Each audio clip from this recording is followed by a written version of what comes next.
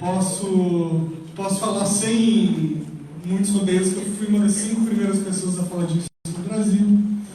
E hoje eu me dedico a ajudar empresas e agências de publicidade a usarem técnicas de storytelling em projetos. Tá? Eu sou publicitário, não de formação, mas de profissão, trabalho com isso há bastante tempo, e meu objetivo aqui é ensinar para vocês um pouco de como pensar histórias, de como usar técnicas de storytelling no tipo de trabalho que vocês fazem, certo? E eu já vou começar com um spoiler. Tá? Eu já vou dar de cara para vocês... Desculpa, pode falar a palavra? Pode. Então eu vou dar de cara para vocês o que é essa porra de storytelling. Tá? Vou dar 4 definições diferentes para vocês. Primeira definição, storytelling é contação de histórias. Se você for traduzir literalmente, é isso. Tá? Então aquilo que a tia do primário fazia era storytelling, a novela que você assiste é storytelling, o filme que você assiste é storytelling, o livro que você lê é storytelling, quando você sai com seus amigos no bar e eles te contam sobre coisas engraçadas ou coisas trágicas, ou seja lá o que aconteceu no dia deles, isso é storytelling também. Uma outra definição possível é que storytelling é um conjunto de técnicas normalmente utilizadas por cineastas, por escritoras, por dramaturgos, por gente que faz história em quadrinhos e por aí vai. Né? Então é um conjunto de técnicas do mundo do entretenimento, muito mais do que do mundo da publicidade, muito mais do que do mundo das mídias sociais, dos blogueiros, ou seja lá o que for. Isso significa que essa galera aqui, né, cineastas, roteiristas, diretores, escritores, dramaturgos, etc., esse pessoal aqui está estudando storytelling, está fazendo storytelling há muito mais tempo do que a gente. Então a gente tem alguma coisa a aprender com eles. Terceira definição possível é que storytelling é uma forma de estruturar fatos. Então quando você pega fatos e coloca dentro de uma determinada forma, você está contando uma história. Que forma é essa? Da maneira mais simples possível. Um personagem lutando contra forças antagônicas para alcançar um desejo. Pense em todas as novelas que vocês já viram, em todos os livros, em todos os filmes. Pense em todas as histórias que vocês já ouviram. Pelo menos as boas histórias. Todas elas tinham exatamente essa estrutura aqui. E antes de vir para cá, eu fiquei pensando um pouco sobre o tipo de trabalho que vocês fazem. Né? Todo paciente não é exatamente isso aqui. Um personagem lutando contra uma doença para buscar a cura ou a qualidade de vida, ou o apoio familiar, ou qualquer coisa desse tipo. Né? Então isso significa que vocês são potenciais contadores de histórias sobre o assunto de saúde. Tá? E a última definição que eu gosto de dar é que storytelling é um tipo de linguagem. Né? Então, não sei, alguém assistiu aquele filme Matrix? Sim. Vocês lembram quando o cara olhava lá para a tela de computador e entendia o que estava acontecendo? Tinha um código bizarro e tal. Então, quando você entende um pouco de como funciona essa linguagem do storytelling, você começa a ver isso em determinados lugares. Você começa a ver esse padrão se repetindo. Você vai ver isso no cinema, obviamente, você vai ver isso em toda a indústria do entretenimento, no seriado que você assiste, no Netflix, etc. Você vai ver isso na mesa do bar, você vai ver isso na política, você vai ver isso em muitos lugares mesmo. E a parte ruim da minha palestra é que eu provavelmente vou estragar um pouco a experiência de vocês de consumir histórias, tá? Porque a partir de hoje vocês vão entrar na sala de cinema já sabendo mais ou menos o que vai acontecer, tá bom? Mas ainda assim dá para se divertir bastante, eu gosto muito de ver filme. Então eu vou contar uma história para vocês. E a partir dessa história a gente vai tentando entender um pouco a estrutura. Essa é uma história pessoal minha, tá? Não tem nada de ficção. Ela realmente aconteceu. E essa história começa em 2010. 2010 foi um ano foda para mim, foda no pior sentido possível. Né? Bom, para começar, tudo a ver com o tema de vocês, meu pai faleceu nesse ano. Faleceu inclusive com uma doença rara. Doença de Huntington, alguém você já deve conhecer. Tem alguém que é blogueiro de doença de Huntington? Não? Tá. Eu também nunca conheci nenhum blog desse tipo. Mas meu pai morreu disso. E, ao mesmo tempo, eu estava trabalhando numa campanha política presidencial, que é sempre o pior desafio profissional que você pode imaginar. É uma coisa do tipo, você trabalha 14 horas por dia, 7 dias por semana, durante 4 meses seguidos. Muitas vezes fazendo coisas que você não gostaria de fazer, né? Então eu estava lá tendo esse desafio, que foi importante para mim, mas enfim, essa foto é da época, para vocês verem como eu estava feliz e legal. E ao mesmo tempo eu também terminei um namoro de 7 anos. Tá? Então tudo aconteceu naquele ano, foi uma merda de ano. E quando a gente tem esse tipo de período nas nossas vidas, o que a gente tenta fazer, né? Se dá alguma coisa para compensar, né? E eu fui me dar uma coisa para compensar isso tudo, que foi realizar um sonho de conhecer a Turquia. E vocês vão perguntar, mas por que você tinha um sonho de conhecer a Turquia? O que isso tem a ver, né? Por 2 motivos. Quer dizer, eu conheci Istambul especificamente, não a Turquia, mas eu queria muito conhecer Istambul. E tinha 2 motivos para isso. O primeiro deles é que, pelo meu sobrenome, vocês já podem ter visto que eu, né, tenho antepassados italianos. E eu tinha uma tia velha, todo mundo tem uma tia velha que não tem o que fazer, né? E aí, tipo, fica pesquisando coisas, sei lá, talvez não faça muito sentido. Mas eu tinha uma tia velha que ficava pesquisando origens da família, porque ela não tinha mais nada para fazer. Mas eu gostava muito dela, a tia Feni também já morou. E aí a tia Feni, ela descobriu, numa viagem para a Itália, lá, que tinha alguém da minha família que já tinha sido príncipe de Bizâncio. Né? Bizâncio é um dos 3 nomes que Istambul já teve. Né? Que foi Istambul, Bizâncio e Constantinopla. Enfim, a minha família estava falida, ela estava vendendo o título e tal, que na verdade era só um papel na parede e tudo mais. Mas isso me deixou fascinado, eu queria saber que cidade era essa que, né, minha família, que algum parente meu já tinha sido príncipe, né? Pô, que legal. E aí eu assisti um filme no festival de cinema que chamava Cruzando a Ponte, que era um documentário sobre a música de Istambul. E isso me ajudou mais ainda a ter vontade de conhecer esse lugar, e eu fui lá conhecer esse lugar. Mas já que eu ia para Istambul, do lado não, mas muito perto de Istambul tem um lugar chamado Capadócia, e eu falei, pô, legal, né? Por que eu não dou uma passada na Capadócia também? Isso era antes da novela, tá, gente? Ah, bom. Né? Pouca gente conhecia e tal. Eu tenho uma coisa para falar para vocês. Na novela, os personagens iam de Istambul para Capadócia a cavalo, né, camelo, esse tipo de coisa. Eu quero dizer que é impossível fazer isso, porque a distância Istambul-Capadócia é tipo São Paulo-Brasília. Tá? Eu peguei esse voo mesmo, é impossível fazer isso. Mas tudo bem. Então eu resolvi dar uma passada na Capadócia e aí eu comecei todo um planejamento de viagem. Então eu comecei a entrar em fóruns, né, fui buscar passagem mais barata, fui ver quais eram ali os albergues que davam para ficar nesses lugares e tudo mais. E aí um dia eu entro num desses fóruns e tem lá uma informação falando o seguinte: você quer ficar você quer ir para Capadócia? Você tem que ir para uma cidadezinha chamada Goreni, que é uma cidade minúscula no interior lá da Turquia. E para chegar em Goreni, você tem que pegar um avião, um ônibus de Istambul para Kayseri, e depois um outro ônibus de Kayseri para Goreni. E a pessoa do fórum falava assim: é muito fácil fazer isso. Você chega no aeroporto de Kayseri, você já pega o ônibus e vai para Goreni. E eu acreditei, né, no fórum. Então foi uma viagem meio longa, porque tinham várias conexões, eu parti de Atenas. Uma história já começava em Atenas, né? Eles já estavam na crise ali naquela época, algumas das fotos aqui dessa apresentação são da época mesmo. E aí, quando eu entro no avião em Atenas e quando eu chego em Istambul, é aquela baita confusão, né?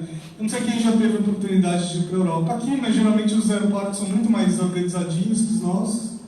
Quando você chega em Istambul, a sensação é que você chegou em Guarulhos, assim, né? Que é um aeroporto muito mais confuso. E aí eu saio do avião e tem várias placas lá, né? Para um lado, para o outro e tal. E de repente eu vejo uma placa de conexões internacionais. Eu pensei, bom, eu vim de Atenas, né, que é do outro país, então deve ser por aqui. Aí eu pego, mostro minha passagem e entro. E eu começo a andar pelo aeroporto e tal, e toda vez que eu olho o monitor, meu voo não está lá, né? Só que eu sou homem, então ao invés de perguntar para a primeira pessoa, eu fui andando. Eu fiquei andando que nem um idiota, um tempão. Até que realmente constatei que meu voo não estava em nenhum monitor. Aí eu parei e fui num balcão de informação, né, falar tipo, com um funcionário da Infraero de lá. Eu chego lá e falo, escuta, eu entrei aqui e tal, mas eu não estou achando meu voo, o que está acontecendo? E o cara fala assim, o cara olha e tal, dá uma risada, né, e fala assim, olha, você nunca deveria ter entrado aqui. Esses aqui são os voos que vão sair da Turquia, né, por isso conexões internacionais. Você teria que ir para a área doméstica do aeroporto, que é tipo um outro aeroporto aqui do lado, né? Ele fala assim, então você vai fazer o seguinte, você vai descer aquela escada, você vai encontrar um policial, você vai contar toda a sua história para o policial, se ele fizer qualquer pergunta, você põe a culpa na companhia aérea, beleza? Mentira, né? A companhia aérea não tinha nada a ver com isso. E aí a gente começa a entender como a Turquia e o Brasil são parecidos. Mas eu desci, expliquei para o policial, ele fez perguntas, eu pus a culpa na companhia aérea, ele chamou um funcionário da companhia aérea, os dois começaram a brigar em turco, eu não entendi nada, eu fui ficando desesperado. E aí uma hora eles me liberam e o cara fala, olha, é melhor você correr porque você já está atrasado. Eu sei correndo muito, assim, imagina você correr, sei lá, Guarulhos inteiro e mais Congonhas, assim, mais ou menos essa distância. E a Turquia tem um problema, na época tinha pouco problema de terrorismo, né? Hoje tem muito problema, vocês devem ter visto nas últimas notícias. Então, para você entrar no avião lá, você tem que passar por 3 raios-x. Né? Então, quando eu passei pelo segundo raio-x, eu já não estava entendendo direito, eu já não sabia direito o que ia acontecer, eu estava com um cinto na calça, eu resolvi ficar segurando o cinto, porque eu não ia ficar colocando, tirando. Né? Então, vocês imaginam o seguinte, eu entro num avião doméstico, só com turcos, né, só com homens turcos de negócios, porque aparentemente era um voo bem... só tinha esse público. Eu com cara de estrangeiro, com roupa de estrangeiro, só feito um porco e com um cinto na mão. E aí eles me olhando assim, tipo, o que esse cara está fazendo aqui? E beleza, aí eu sentei no avião e pensei, bom, agora acabou, né? Agora acabou o meu sofrimento e vai dar tudo certo. Aí eu cheguei em Kayseri, né, que tem um aeroporto bem pequenininho. E quando eu desço do avião e vou para lá de esteiras, passa uma mala, passam 2, passam, sei lá, 200 malas e nada da minha mala chegar. E eu pensando, meu Deus, o que eu vou fazer sem roupa aqui, né? Até que a esteira para, né? Porque a esteira para, não é pra avó. E aí vem uma funcionária do aeroporto, Mr. Bruno, Mr. Bruno. Eu falei, como você sabe que eu sou o Mr. Bruno? Ela, não, é porque você é o único que veio de uma conexão internacional e as malas que vêm de conexões internacionais estão na esteira aqui do lado. Aí eu olho para o lado e tem uma esteira inteira girando sozinha, só com a minha mala. Eu não consigo entender essa lógica, mas tudo bem. Eu peguei a mala e fui lá enfim, fui atravessar a porta. Né? E nos aeroportos brasileiros, mesmo nos menores, que vocês já puderam ir, sempre quando você atravessa a porta da esteira tem o quê? Um lugar onde você pode tomar uma coca, comer um pão de queijo, né? Alguma coisa assim. Eu pensei, bom, eu vou lá, vou tomar uma coca, vou procurar o guichê do ônibus, né, para pegar o ônibus e tá tudo bem. Só que vocês imaginam que o aeroporto era tão pequeno que eu saí dessa porta da esteira e dei de cara com a rua. Né? Era assim, se eu da esteira, tá na rua, se vira. E eu comecei a perguntar para as pessoas, como é que eu pego um ônibus para Goreme? Né? Só que ninguém falava inglês na merda daquela cidade. Né? Quando vocês forem viajar para a Turquia um dia, em Istambul todo mundo fala inglês, tá? Mas saindo dali começa a ficar muito difícil. Tipo assim, imagina um americano indo para Franca, sei lá. Né? É mais ou menos assim. E eu começo a perguntar para as pessoas, como é que eu pego ônibus para Goreme e tal, ninguém consegue me responder, ninguém consegue nem me entender. Até que eu acho um policial que conseguia entender inglês e ele conseguia responder em palavras-chave, mas ele não tinha inglês suficiente para formar uma frase. Ele me responde essa frase aqui, Otogar Bus Goreme. Eu falei, tá bom, eu entendi, Goreme, né, para onde eu quero ir, Bus, é o que eu estou procurando, mas que porra que é Otogar? Né? E ele não conseguia me responder. Aí, enfim, eu não tinha mais nada para fazer, eu não tinha mais com quem falar, eu já tinha tentado falar com todo mundo. E aí eu resolvo, então, entrar num táxi e falar, Otogar Bus Goreme. Foi parar. Assim, autogar podia ser sacrifício humano, né? Não sei. Aí eu aprendi o que era autogar, porque ele me deixou na rodoviária. Autogar é rodoviária, gar é carro. São as duas únicas palavras que eu aprendi. E nunca vou me esquecer.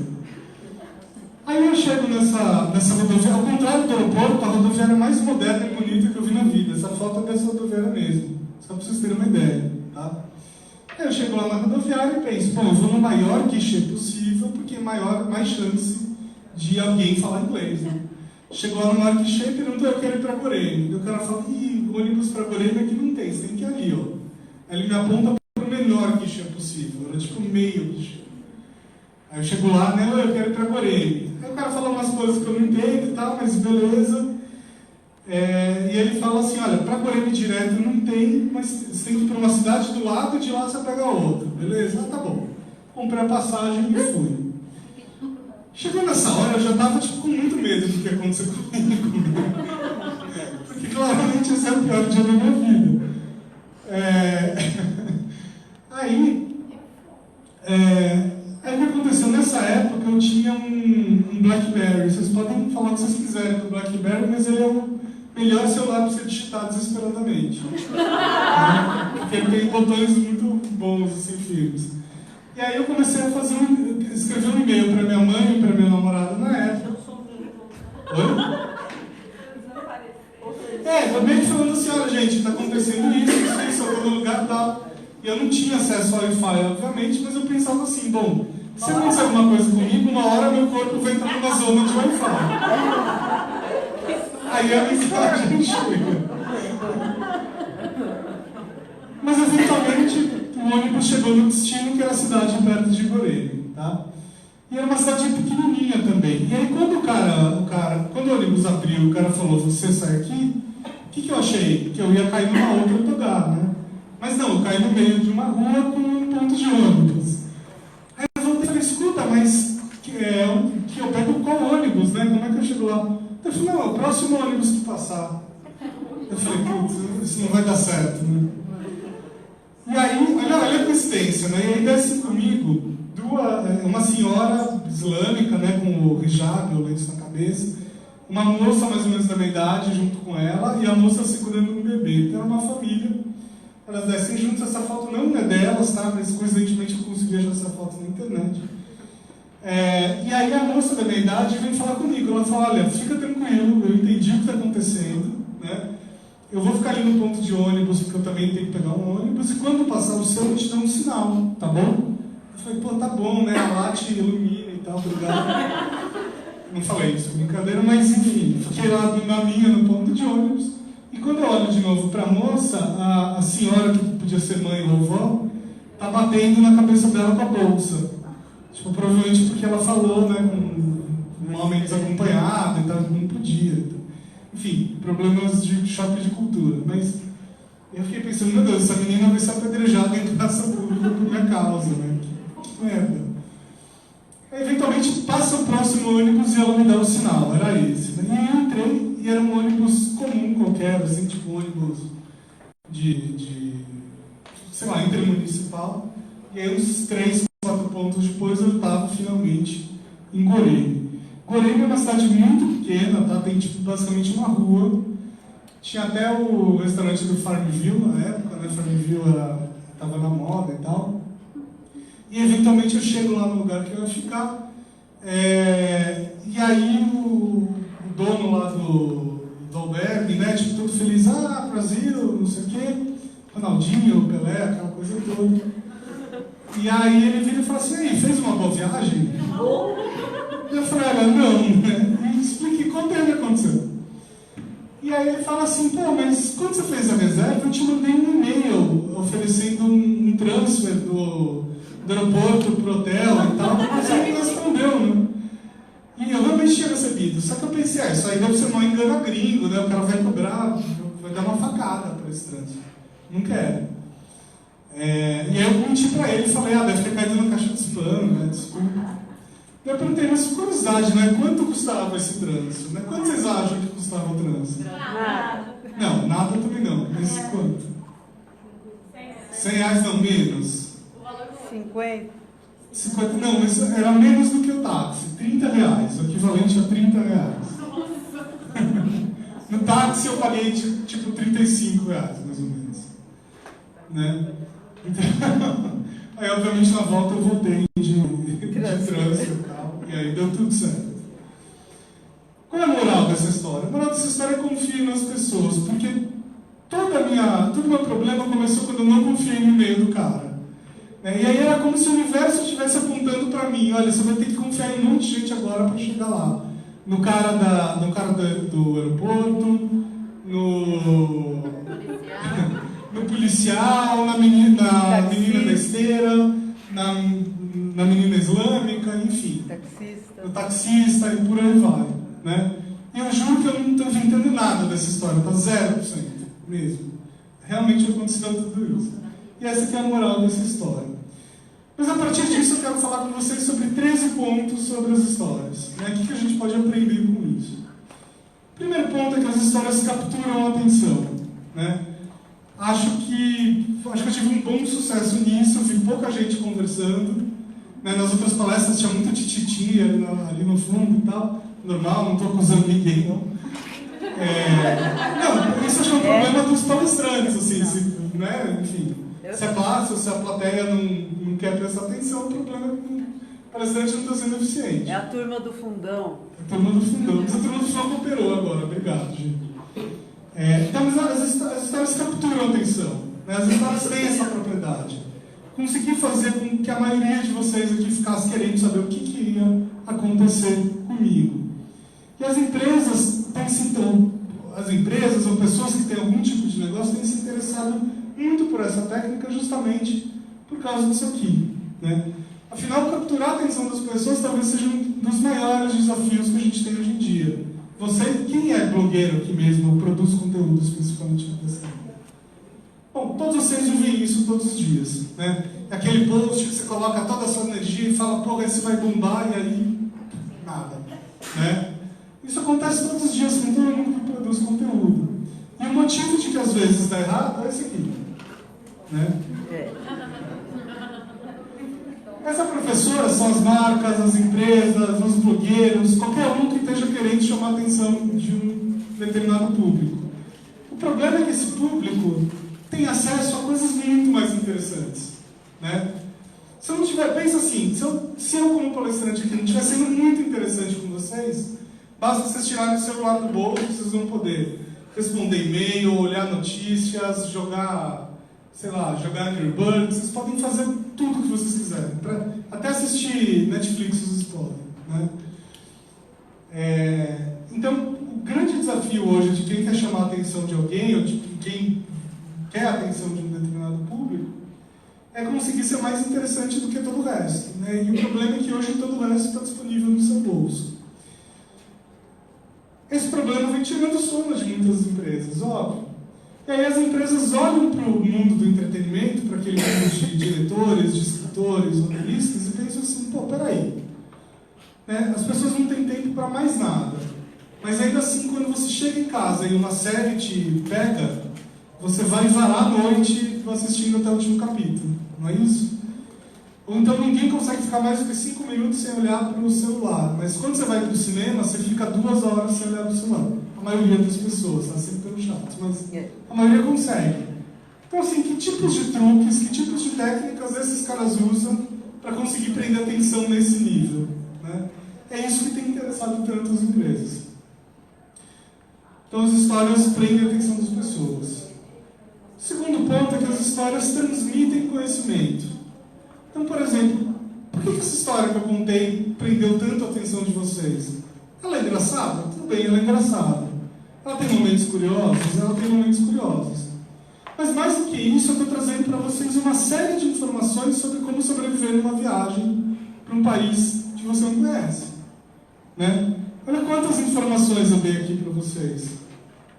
Por exemplo, quando vocês, sei lá, ninguém falar a sua língua, e você só tiver um pedaço da informação, você já sabe o que vocês podem fazer, né? Entra no táxi e fala.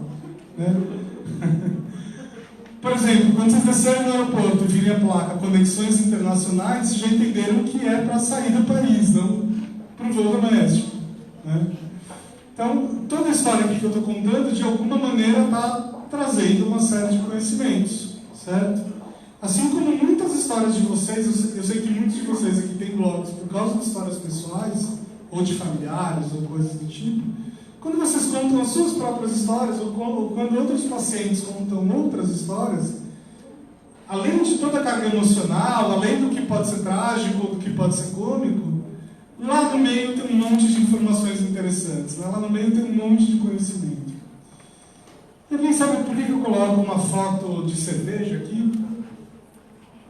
Não? É porque a primeira... Oi? Hoje é sexta-feira, é dia de rap, e eu tô aqui. É sábado. Tá vendo? Eu troquei. Pois é. É porque você já bebeu, né? Não, podia ser por isso, mas não é. É porque a primeira receita que se tem notícia na história da humanidade é a receita da cerveja que está dentro de uma história da mitologia suméria. Então, se não fosse a mitologia suméria, a gente provavelmente não teria a cerveja como a gente tem hoje. Então, hoje, quando você for sair para beber, brinde esse povo maravilhoso. Os sumérios, tá? Só para você ter uma ideia, tem uma outra pesquisa do ramo da psicologia que diz o seguinte: se você ancorar um fato dentro de uma estrutura de história, ou seja, um personagem lutando contra forças antagônicas para alcançar um desejo, esse fato vai ter 20 vezes mais chance de ser lembrado. Né? Então, o storytelling também tem a ver com memória. Não é só passar conhecimento, mas passar conhecimento de uma maneira que você se lembre. Talvez vocês se esqueçam da minha história daqui 5 minutos, mas o dia que vocês estiverem viajando, estiverem num perrengue, vocês vão lembrar daquele palestrante que contou. O terceiro ponto é que as histórias engajam. Né? Então, as histórias promovem transformações. As histórias permitem com que você tome algum tipo de atitude. Né? E aqui tem uma frase de um cara não muito legal, mas a frase é ótima. A frase é do Stalin mesmo, tá? Sem brincadeira. Que é a seguinte: a morte de uma pessoa é uma tragédia, de milhões é uma estatística. Né? Essa frase, por ironia do destino, é muito utilizada no mundo das ONGs, por exemplo. Né? Quem trabalha com captação de recursos sabe disso aqui muito bem. Tem várias pesquisas e experiências que mostram que se você mandar por exemplo, imagina que você vai mandar uma carta pedindo doações para uma ONG, onde no primeiro cenário a carta diz o seguinte: a gente cuida das crianças que passam fome, sei lá, na África, e todos os anos morrem milhares de crianças, blá blá blá blá blá. Esse tipo de carta vai dar X de retorno. Agora, se você mandar um outro tipo de carta, falando: olha, eu quero contar para você a história do fulano de tal, que viveu todo momento de não sei o que, e no final morreu de fome. Ajude outros fulanos de tais a não terem esse destino. Isso vai ter de 3 a 4x de retorno. Tá?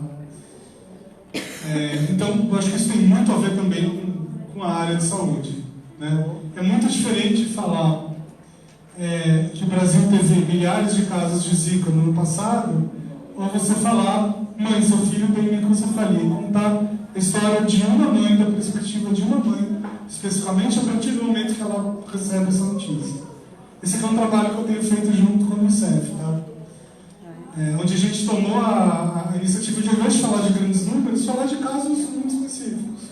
Por quê? Porque é isso que mobiliza. Se colocar lá 200 milhões de pessoas tiveram Zika no mundo, as pessoas sempre vão tender a pensar: isso não vai acontecer comigo. O que é 200 milhões perto de 6 bilhões de pessoas? Nada. Isso não vai acontecer comigo. Né? Mas quando você conta a história de uma mãe específica, opa, peraí. Quando você conta o sofrimento que ela teve, tudo que ela teve que fazer, enfim, dentro da sua validade, é muito mais complicado. Quarto ponto: histórias são sempre sobre pessoas e seus sentimentos. Esse é um ponto muito importante aqui. Porque eu sei que tem alguém que é marqueteiro, publicitário, que é alguma coisa assim? Tá.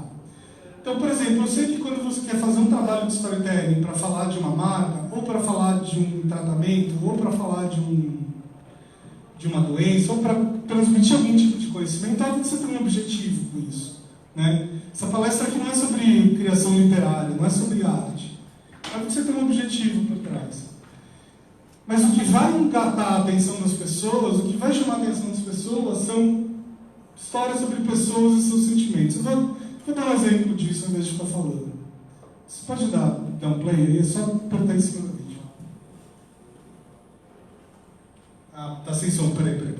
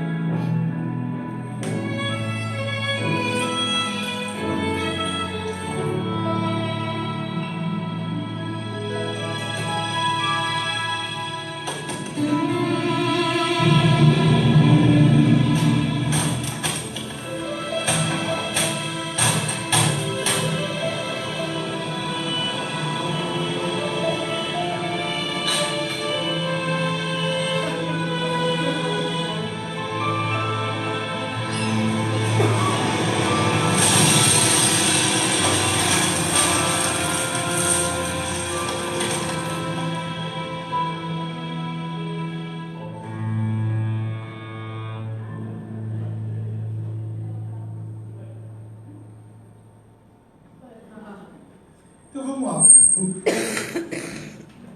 Alô? Tá tudo bem. Então vamos lá. Qual é o... Essa história é sobre o quê? Não! Amor! Essa história é sobre amor. A reciclagem está por trás dessa história, óbvio. O que financiou essa história foi a vontade de falar de reciclagem. O objetivo final dela é conscientizar as pessoas sobre reciclagem. Mas o que engatou a atenção de todos vocês, o que fez com que todos vocês assistissem até a final, foi o amor. Por quê? Porque de verdade as pessoas estão cagando para a reciclagem. Essa é a verdade. Se a reciclagem fosse um assunto tão interessante, ninguém precisava ter feito isso. Né?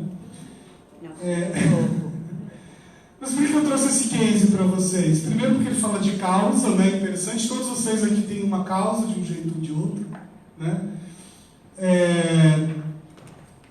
E quando vocês estiverem contando histórias sobre doenças, não é uma história sobre o câncer, não é uma história sobre diabetes, não é uma história sobre lúpus, né? É uma história sobre... A história vai ser sobre superação, a história vai ser sobre, sei lá, acolhimento, a história vai ser sobre se preparar para um ponto final, né? Enfim. Aí cada história é uma história, vai, enfim, ter sua lição. Mas quando vocês resolvem contar histórias sobre pacientes ou suas próprias histórias, entendam que as histórias não são sobre as coisas que vocês querem falar. As histórias são sobre as suas experiências, sobre as experiências dos outros, sobre como você sentiu, sobre o que te transformou daquilo tudo, né? Como a minha história não é uma história sobre viagens, não é uma história sobre a Turquia, é uma história sobre confiar nas pessoas, né? Uma outra possibilidade seria entender como é uma história sobre se virar nos 30, né? Mas enfim, é uma história sobre como eu vivi aquele momento. Um outro exemplo interessante aqui disso. Esse aqui é um exemplo de um hotel de Foz do Iguaçu que ficou fechado há muitos anos e ele foi reaberto no passado, e aí a estratégia de mídias sociais deles foi começar a fazer posts como se o hotel estivesse falando com as pessoas. Então, olha só, reaparecer na mídia é algo que preciso voltar a me acostumar. Obrigado aos amigos do Plano 10 pelo espaço sobre a reabertura, completou 2 meses ontem. Qual que é a história aqui? É uma história sobre tirar ferrugem, né? É uma história sobre voltar ativa e tudo mais. E olha que legal, eles transformaram um hotel num personagem, né?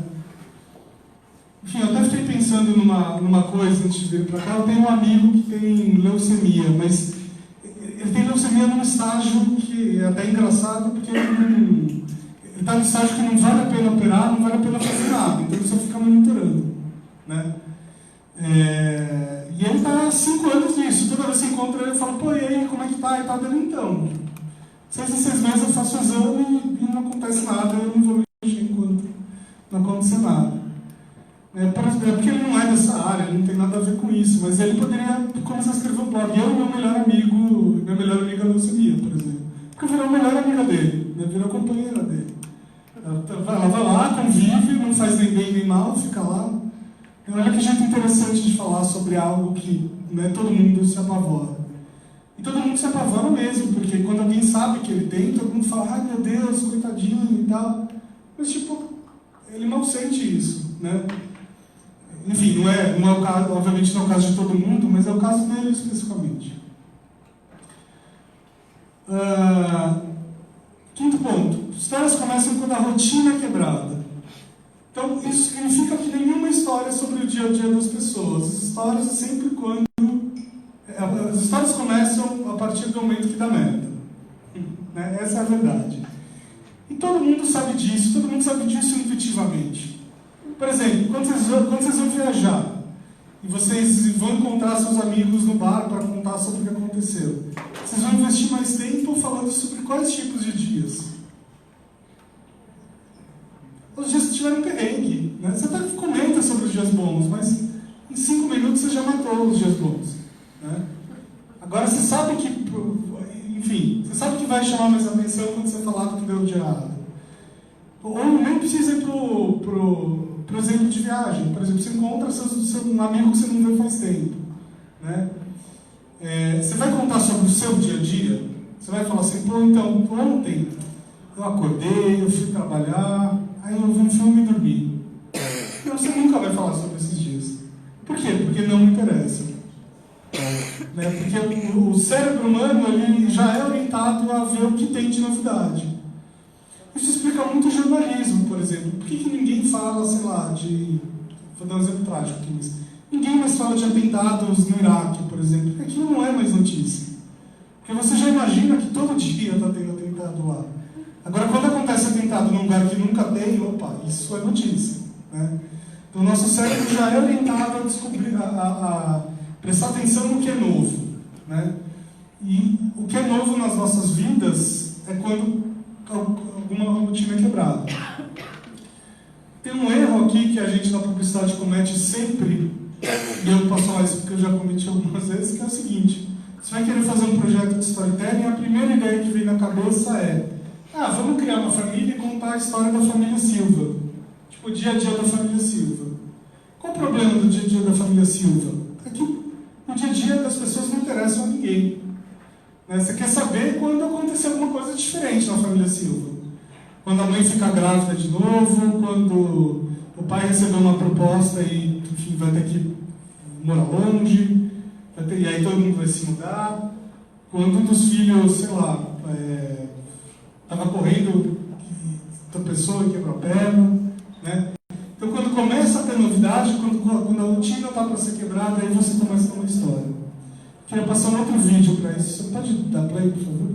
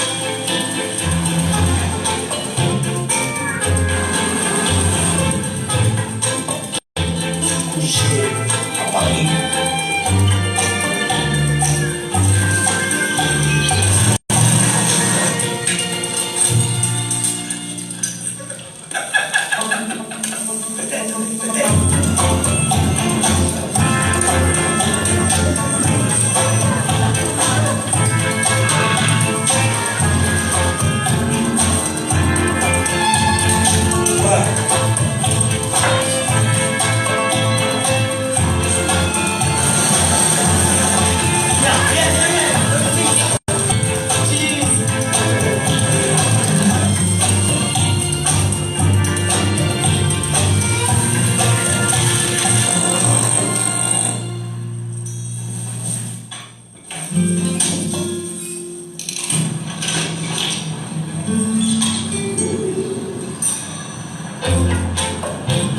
algo nuevo.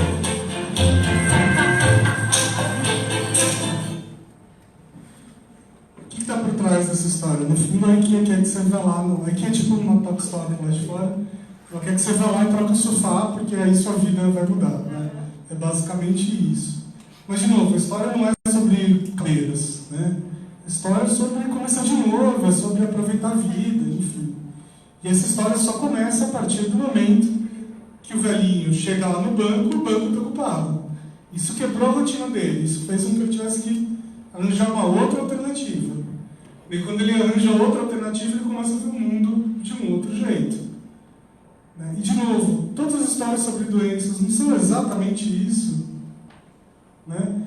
Vou contar uma bobagem aqui, mas eu fiquei pensando o dia que eu descobri que eu tinha ácido úrico alto, por exemplo. Que nem é uma coisa tão grave assim. Né? Mas, enfim, eu pirei por uma semana, porque eu ficava entrando no Google, eu descobri os piores casos possíveis de ácido úrico alto. Né? Mas aos poucos isso, enfim, aí eu fui transformando uma ideia sobre a doença e tal.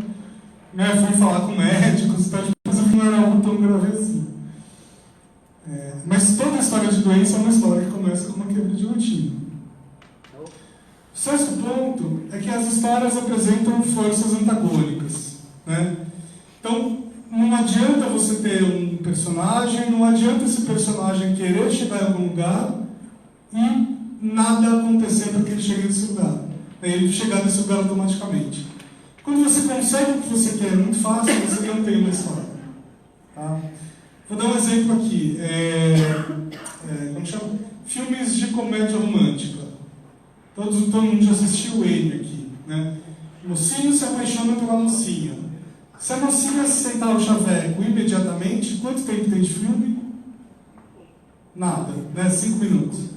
Então o que os roteiristas têm que fazer? Eles vão ter que impor uma série de dificuldades e perrengues, né, para durar 2 horas para você ficar lá dentro da sala de cinema. Que tipo de perrengue o roteirista vai criar?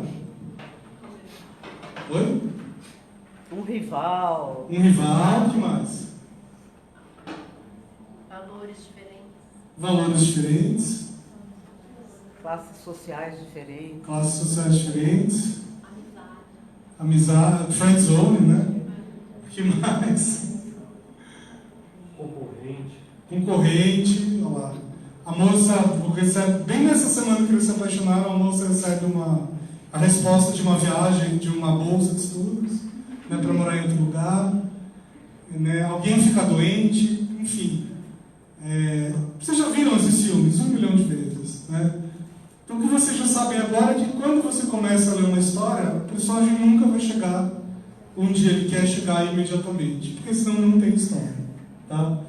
Como se eu tivesse, se meu sonho tivesse se eu tivesse o sonho de ir para a Turquia, se eu tivesse comprado a passagem e tivesse ido sem maiores problemas, eu não ia conseguir segurar a atenção de vocês aqui? Não. Né? Eu gosto muito desse exemplo aqui, né, para quem já tem uma certa idade, tipo eu, vocês vão se lembrar, para quem é jovem não vão se lembrar. Turma do Variguinha era um gibi que vendia na banca, né? Era um gibi da Varig mesmo. E olha só, ameaça do avião fantasma. Né? O que isso significa? Isso significa que lá nos anos 80, 90, quando ninguém falava de storytelling, ainda assim o pessoal de marketing da Varig sabia que se não tiver perrengue, nenhuma criança vai se interessar por essa história. Né? Então, se for o voo feliz do Variguinho, não vai vender. O dia a dia do Variguinho não vai vender. Você tem que criar alguma coisa que, né, chame a atenção. Ameaça do avião fantasma. Hoje em dia eu acho que nenhuma empresa faria isso, né? Mas... Fico imaginando pãozinho, ameaça do avião fantasma. Não. Porque não é mais história, é verdade. Exatamente.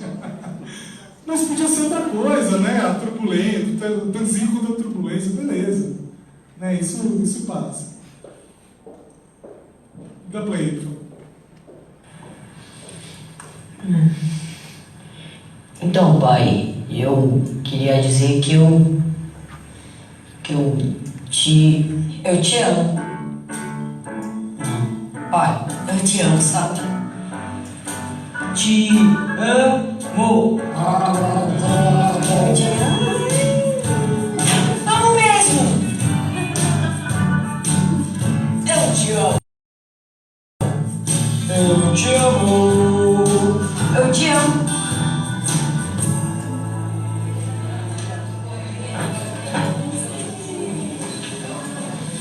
Pai, eu gosto de você pra caramba. Se você não consegue falar, dê um presente que fale por você. Unimed Goiânia, cuidar de você. Esse é o plano. Também te amo, meu filho. Vocês não gostam da Unimed, é isso? Imaginei que ia ser relógio. Ele vai pagar o convênio. Ué, dependendo do convênio, isso é um grande presente hoje em dia. Para pessoas com mais de 50 anos, é um grande presente. Mas enfim, de novo, né, a questão da dificuldade. Sobre o que essa história não é sobre a Unimed. Não é nem sobre o Dia dos Pais, né? É sobre como conseguir se expressar. A dificuldade que as pessoas têm de se expressar.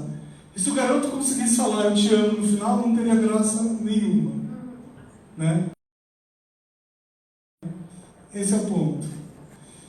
Sétimo ponto. As histórias mostram processos de transformação.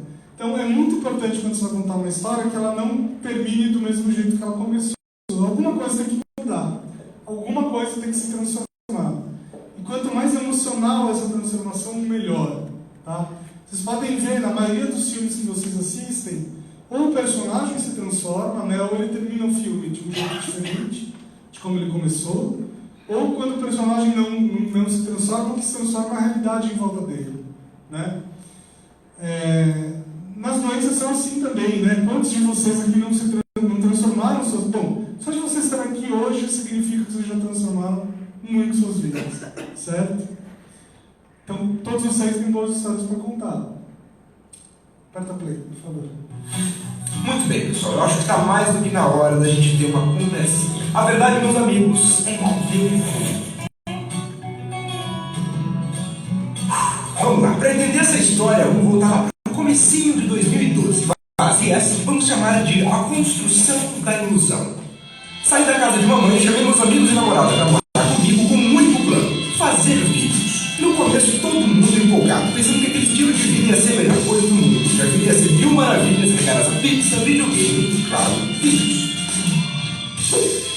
Não foi. O problema começou na tentativa de se adaptar ao formato do YouTube para crescer dentro do site. Caso você não saiba, o YouTube tem uma fórmula, um algoritmo que calcula qual canal faz sucesso e qual não faz, peneirando os canais que ele considera mais rentáveis para promover dentro da rede.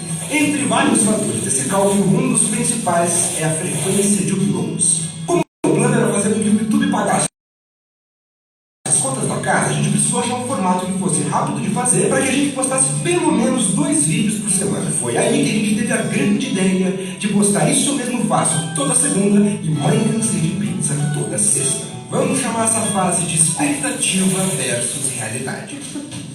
Enquanto uma galera aqui posta 2, 3, até 4 vídeos por dia, a gente estava se matando de trabalhar para dar conta de produzir e postar os 2 programas toda semana. Apesar de algumas produções legais terem saído, a coisa não estava dando certo. Quantidades absurdas de trabalho, estresse entre a equipe e o pior, eu não estava curtindo nada do que eu estava fazendo. De repente, o meu canal, que para mim sempre foi conhecido pela variedade das produções, estilos diferentes de vídeos, agora estava seguindo um formato industrial de produção que não dizia nada do que eu realmente estava a fim de fazer.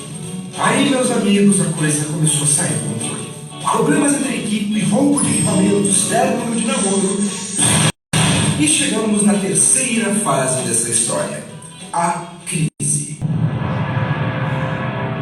Mandei todo mundo que morava comigo embora e me isolei nessa casa. Nesse tempo, pessoal, eu passei por uma das piores fases da minha vida. Eu não sabia mais quem eu era, do que eu gostava, e nem se era vídeos que eu queria fazer pra minha vida. É uma loucura você ver todos os seus planos e ilusões do passado indo por água abaixo na sua frente. Porque olha só, morar com os meus amigos, ter equipamentos de produção e ter o próprio espaço de trabalho. O grande sonho eu tinha se realizado. E incrível como isso não estava me fazendo nada feliz. O que me fez perceber o quão infantil, o quão imaturo podem ser os nossos sonhos e as nossas vontades. Eu cheguei lá, mas eu não gostei do que eu vi. Foi nesse meu tempo de depressão que eu consegui enxergar algumas coisas. Eu não posso ter uma vida profissional baseada em número de acessos ou inscritos. Ou se o meu vídeo teve tantos compartilhamentos no Facebook ou em qualquer outra rede social. Eu nunca vou ter uma relação satisfatória com o meu trabalho se eu me preocupar antes com o que vão achar dele, acima do que eu realmente tiver a fim de fazer. Eu fiz isso e me trouxe uma das maiores crises existenciais que eu já tive na vida. E nunca me desconectei tanto daquele menino do passado, cheio de ideias na cabeça e uma câmera na mão. Alguma coisa tinha que mudar. E esse que é o legal, essa é a importância dessas fases difíceis, dos tempos de crise. Eles geram mudanças. É como meu grande amigo Hélio Leites uma vez falou. A tristeza, num certo sentido, até que ela é boa. Ela faz você ver outras coisas que a alegria não deixa ver. Depois de alguns meses bem complicados, a gente finalmente entra na próxima fase. O recomeço. Depois de muito tempo estagnado e sem saber o que fazer, eu levantei a bunda do sofá para tentar fazer a vida funcionar de novo. Desde que eu comecei a fazer vídeo, eu conciliei entre produzir para a internet e produzir para clientes e empresas, mas nunca da maneira profissional que isso tinha que ser. E essa era a primeira coisa que tinha que mudar. Era hora de fazer funcionar de verdade a produtora Cusborne Produções. E o primeiro passo para isso, controle de caixa. Eu nunca fui bom em organizar a vida financeira. Isso não foi nada legal na minha vida depois da mudança, morando com a galera aqui. Como eu sempre fui aficionado por cadernos, não foi difícil adicionar mais um na minha vida: contabilidade. Pesquisei sobre o tema, peguei umas dicas com meu pai e hoje eu anoto cada centavo que sai do meu bolso. E olha, vocês não sabem o alívio que é poder fazer isso. Ninguém nunca soube como é que funcionava a nossa produtora ou que serviços a gente podia oferecer. Pra ser bem sincero, nem eu sabia direito. E isso também precisava mudar. Depois de tudo muito bem planejado, eu abri o Photoshop e finalmente montei um Media Kit da empresa, com tudo que a gente é capaz de fazer, e espalhei pela internet. Com os novos clientes chegando, era hora de fazer as pazes com a equipe e voltar a trabalhar. Só que agora de uma maneira bem mais saudável para todo mundo. Cada um morando no seu canto. Pouco a pouco as coisas foram melhorando, mas ainda tinha uma peça fora do quebra-cabeça: vocês. Tava mais do que na hora de eu voltar pra internet e contar pra vocês o que aconteceu por trás desse canal, que ficou quase 4 meses sem um vídeo novo. Minha vida a partir de agora, pessoal, vai ser focar em fazer essa produtora que dá certo e me especializar, me profissionalizar cada vez mais. E junto, claro, fazer as minhas produções aqui na internet, só que agora de uma maneira diferente. Eu não vou mais medir se o meu trabalho tá funcionando ou não por número de views e nem contar mais com a grana do YouTube pra viver. Eu vou fazer tudo o que eu realmente tiver a fim de fazer e esperar que vocês que acompanhem o meu trabalho aqui na internet gostem do que eu estiver fazendo. E pessoal, eu vou ser para sempre muito grato pelo que vocês fizeram comigo na vaquinha, na época que nossos equipamentos foram roubados, mas saibam que esse roubo foi só uma cerejinha do bolo de uma coisa que não estava nada certa. E claro, se você estiver procurando uma produtora bacana para fazer um vídeo para você ou para sua empresa, é só mandar um e-mail. Ufa, acho que nossa falha de comunicação finalmente foi resolvida. Canal voltando com força total, pessoal. Avisem seus amigos e vamos produzir. Eu sou o Gustavo Horn, vou ficando por aqui. Adeus.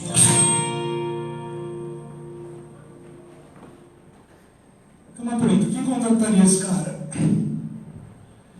Porque você não falou um monte de coisa que ele fez de errado, não falou que entrou em depressão. Vocês contratariam mesmo assim? A transparência. A transparência. Vocês perceberam que isso vai contra todos os manuais de marketing, né? Porque no manual de marketing é sempre assim: tem essa empresa não tem falha nenhuma, né? Nós temos só do bom e do melhor e tal, e mesmo assim vocês contratariam esse cara. Pois é, eu também coloquei esse exemplo aqui por um outro motivo. Quando eu vi que dentro da programação tinha um cara só para falar de YouTube, coisas do tipo, eu entendi que vocês também têm vontade, né? Eu não sei quantos de vocês que já tem canais em vídeo e tal, ou só tem vontade de fazer, mas o ponto é que dá para você contar histórias pessoais, né, que não precisam ser ficcionais em vídeo. Está um ótimo exemplo disso. O oitavo ponto é que as histórias vão do específico para o universal, né? Isso significa o quê? Isso significa que talvez quando a gente pensa em contar histórias, a gente pensa assim: pô, eu vou criar um personagem, uma história ficcional, né, por exemplo. O que a maioria das pessoas pensa é o seguinte: eu vou criar um personagem o mais genérico possível para todo mundo se identificar. Mas esse é o pior pensamento que você pode ter, porque a gente se identifica com gente real, não com gente genérica. Eu sempre gosto de dar um exemplo aqui: você vai encontrar alguém novo, né? vai encontrar o crush no date, tá? Aí se a pessoa não vai ficando cada vez mais interessante conforme ela vai falando dos detalhes da vida dela, ou desinteressante, né, às vezes. mas assim, a chance que ela tem de conquistar é dando cada vez mais detalhes, não menos detalhes. Né? Ninguém se apaixona por uma coisa genérica que você não sabe exatamente o que é. Né? Sei lá, não sei se for o Brad Pitt e o Angelina Jolie, talvez, mas tirando, para as pessoas normais, tipo, os detalhes importam. Para as histórias também, a gente só se apaixona por personagens. A gente só se importa com personagens quando a gente começa a saber especificidades deles. Eu não vou passar o próximo vídeo porque eu tenho que sair às 18 horas correndo daqui para o aeroporto, senão não vai dar tempo de fazer pergunta. O primeiro ponto é que as histórias não são sobre marcas e produtos. Né? Vocês já entenderam, as histórias são sempre sobre pessoas e sentimentos. Entendam que marcas e produtos e assuntos sobre os quais vocês queiram falar. Tá? Mas isso pode estar sempre junto. Eu dou um exemplo aqui, um exemplo de um projeto que eu fiz, que foi uma peça de teatro para uma convenção de uma empresa. A empresa era a J. Macedo, a dona da Dona Benta e Petit Bom, por exemplo, todo mundo já comeu por aí. Né? Então, eles precisavam passar uma mensagem muito específica para o público interno deles, e aí o que a gente fez? Montou uma peça de teatro. Sobre o que é uma peça de teatro? Sobre a relação entre pai e filhas. Isso porque era uma família. Mas não era uma família feliz. Era uma família que tinha problemas. Uma família que tinha conflitos. E a gente explorou todos eles lá dentro.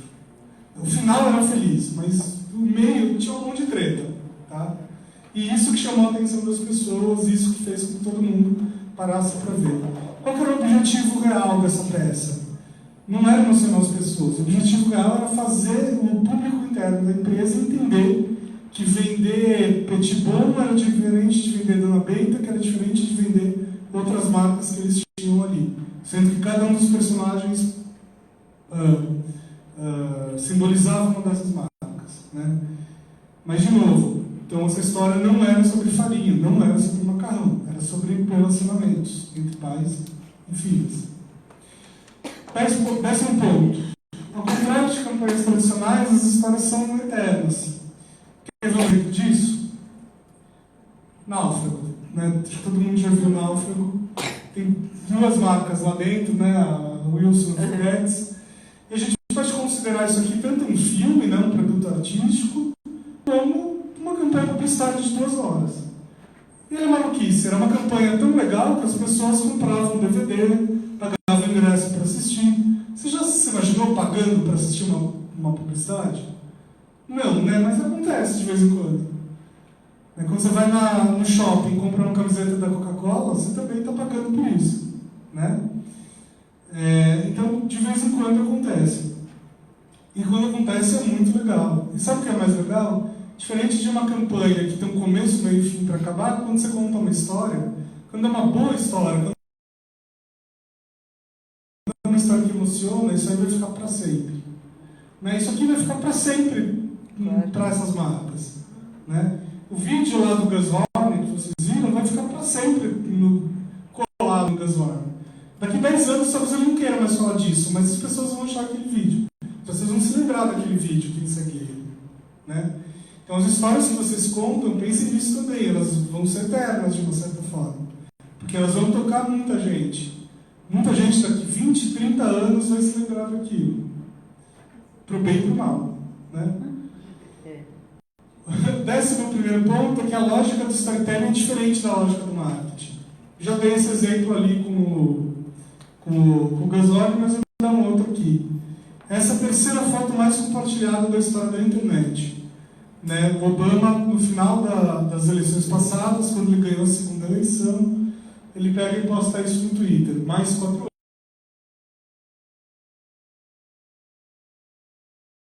Por que as pessoas ficaram fascinadas por essa foto? Porque ela transmite humanidade, ela transmite uma série de sentimentos, ela transmite muita coisa no simples abraço. Agora, como é que seria a lógica de um marqueteiro político brasileiro? É a função que eu vou falar disso. Mas, enfim, né?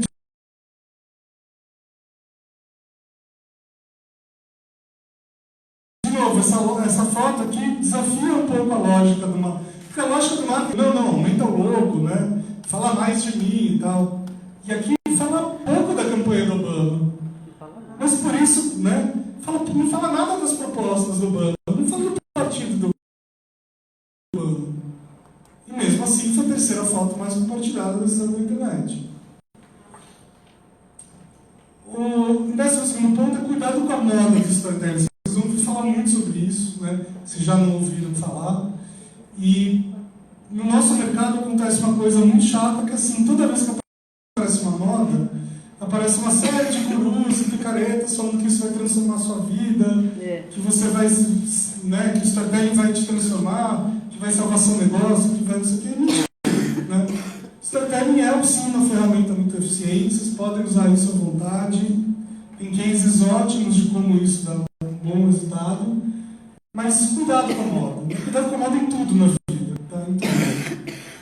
Cuidado com o que todo mundo fala. Aliás, vocês têm essa preocupação, né?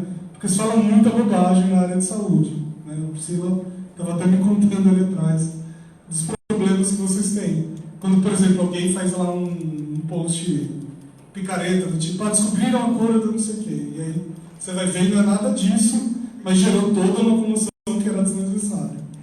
Então, cuidado. E para isso eu trago um exemplo aqui que é o pior uso de storytelling que eu já vi, que é para uma marca, que é a Pizza Hut entrando dentro de um jogo de RPG. Isso aqui é para a pizza ser o escudo e a espada do personagem. Tá? Agora, o que significa um personagem ter um escudo que é uma pizza? Que a pizza é dura. Né? Cuidado.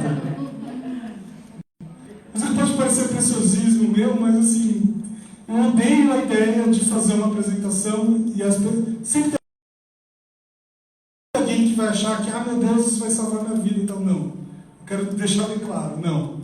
Isso é uma ferramenta muito legal, né? Mas não é a solução para todos os problemas. Não é para a nossa universal. 13º ponto, existe uma fórmula mágica?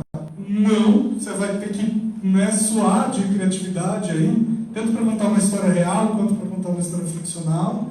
Você vai ter que entender qual é esse passo a passo, entender qual é esse formato da história. Tá? Isso só a prática vai te fazer ser um melhor contador de histórias. Só que você tem que começar por algum ponto.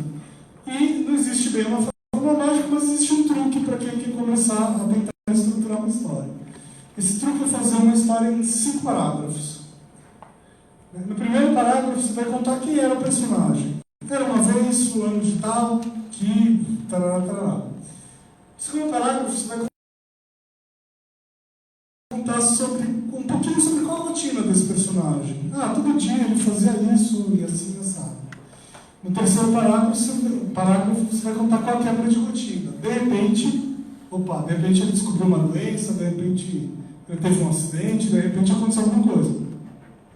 E então ele foi enfrentar isso, né? E é aqui que se desenvolve todo o conflito da história. Então, o que ele fez para enfrentar isso, né? E dali para frente ele se transformou por causa disso, né? Ele se transformou por causa desse problema. Ele se descobriu uma pessoa diferente da que ele era, certo? Então, através desses 5 parágrafos, você consegue estruturar uma história bem. Agora, cuidado, não sai fazendo post sempre com esses 5 parágrafos desse jeito, né? Você estrutura de um jeito que faça sentido e você conta de outro jeito, tá bom? Então, esse é um ótimo truque. E o lema dessa palestra, para mim, é mais CPF menos CNPJ. Né? Por quê? Porque o CPF que prende a atenção das pessoas. Né? A gente quer... Isso outros palestrantes já falaram aqui. Né? Quase todos que eu vi. Né? O que a gente quer, no fundo, é ouvir as histórias das pessoas. É saber de como é a vida das pessoas. Né? Falar sobre coisas humanas. Né? E quando as empresas ou os produtores de conteúdo, seja lá quem for, entendem isso, fica muito mais fácil. Fica muito mais fácil fazer SEO, fica muito mais fácil fazer vídeo no YouTube, fica muito mais fácil produzir qualquer tipo de conteúdo que vocês queiram produzir. Deixa eu ver quanto tempo eu tenho. Eu tenho 5 minutos para a resposta mesmo, para perguntas e respostas. Alguém quer perguntar alguma coisa? Para onde é o seu